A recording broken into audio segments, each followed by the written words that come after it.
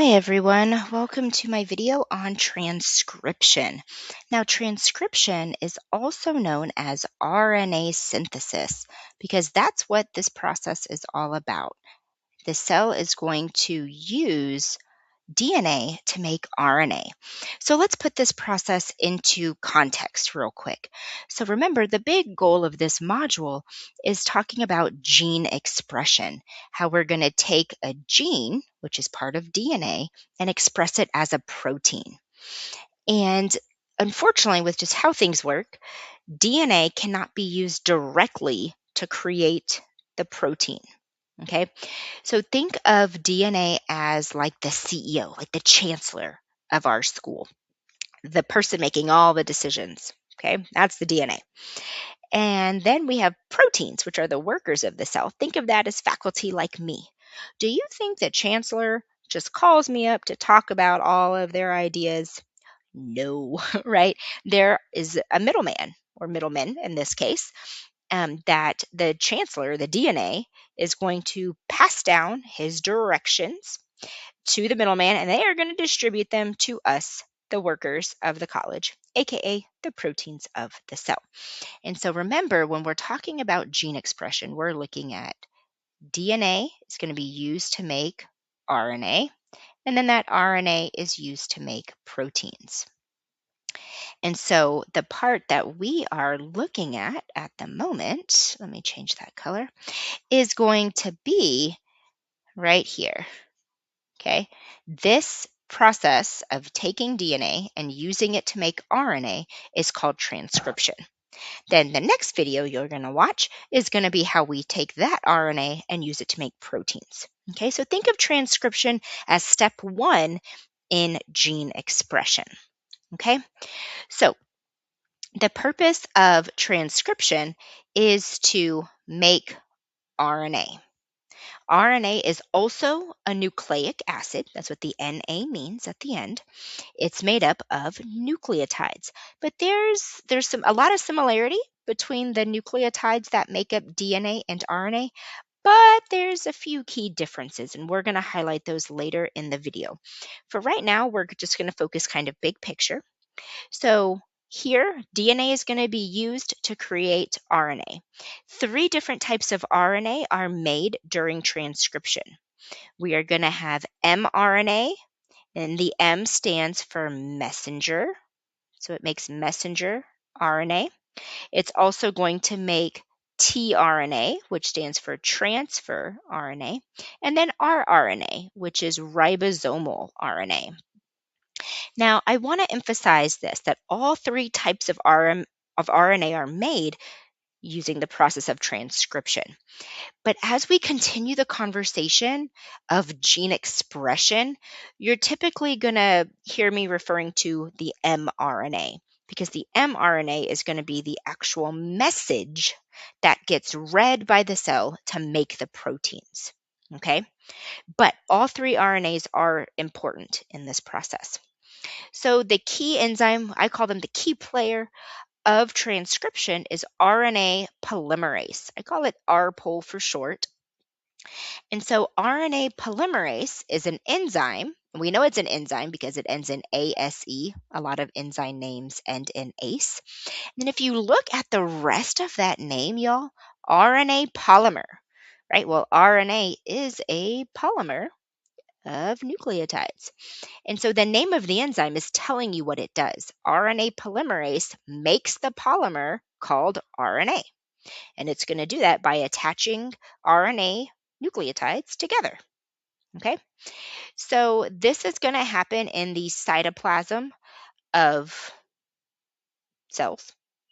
And that's kind of an easier one to remember. So with transcription, we're starting with this double-stranded DNA molecule that you see here. In this image, it's the 2 light blue strands, okay? But RNA is a single-stranded molecule. So even though we're starting from a double-stranded DNA, we're actually only going to use one of its strands as a template to build the single-stranded RNA molecule. Okay, and we're going to have an animation of that here in just a little bit. But I want you to kind of look at this picture first.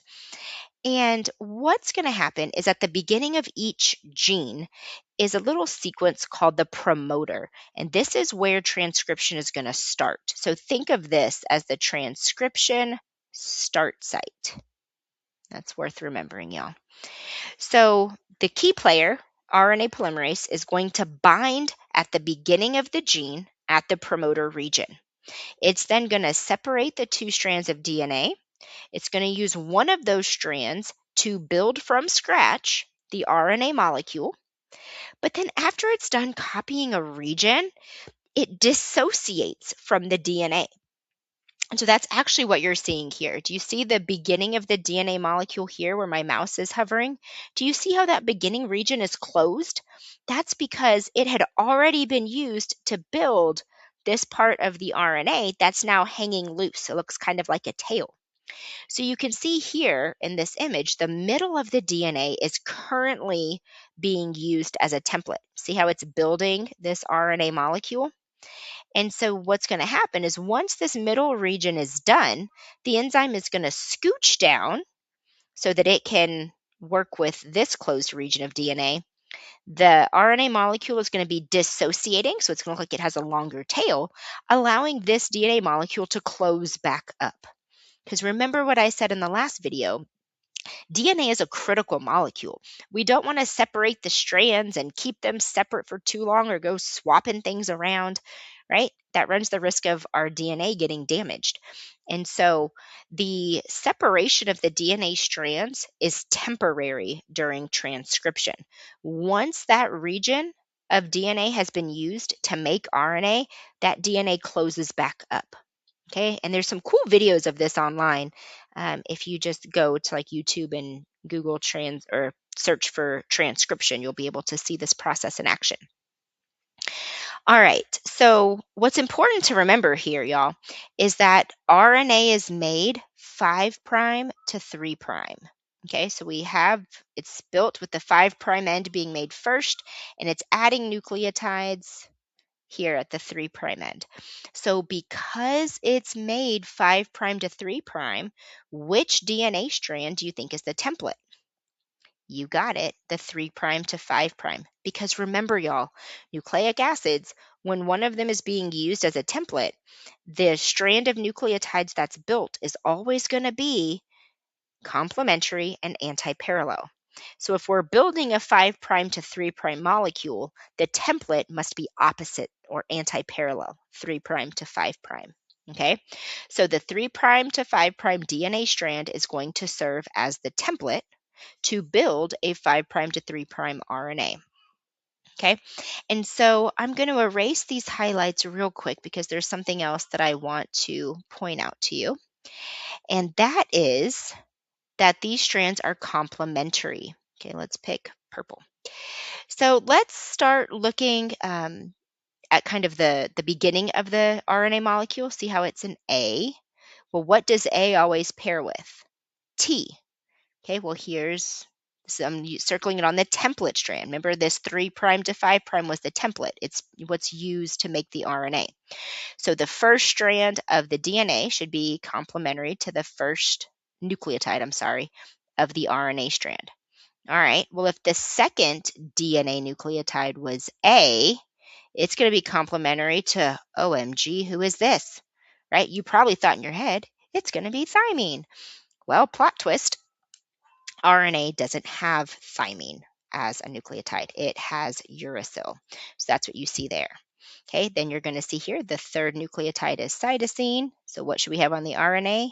Guanine. Okay, so the two strands are complementary and anti-parallel. All right, let me see. So I'm just going to visualize this process for you. So here's our double-stranded DNA molecule. The strands are temporarily going to be separated by RNA polymerase.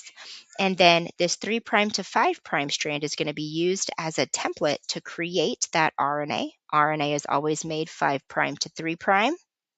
And then the RNA gets let go and the DNA is going to close back up. And I have linked in a more animated, probably visually pleasing video here. All right, y'all, here I need to highlight just real quick the key differences between DNA and RNA. Remember that DNA is a double-stranded molecule, so it has two strands. RNA is single-stranded, so it only has one.